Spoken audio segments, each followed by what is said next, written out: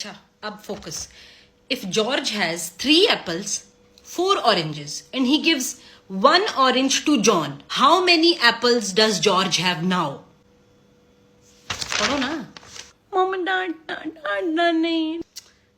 नहीं, अच्छा नहीं, डांट मेरी. देखो, 3 एप्पल्स हैं, 4 ऑरेंजेस हैं, तो उसमें से 1 ऑरेंज जब उसने जॉन को दे दिया, जो कितना, एक दिया ना.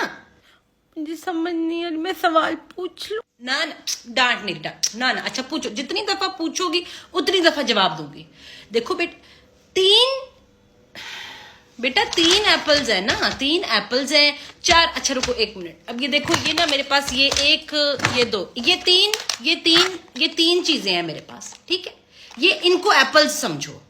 और ये 4 ऑरेंजेस. ठीक है, ये 4 ऑरेंजेस हैं, इसमें से 1 ऑरेंज दे दिया, तो कितने रह गए पीछे? मम्मा 10 एप्पल. नहीं, इससे कंफ्यूज ना. नहीं मारूंगी. अच्छा, ये एप्पल है, ये ऑरेंज है. अच्छा चलो सिंपल. इन दोनों चीजों में से कोई एक चीज आप जब जॉन को दे दोगी, आपने दे दी, जो क्या रह गया पीछे? रिमोट रह गया पीछे. रिमोट नहीं है.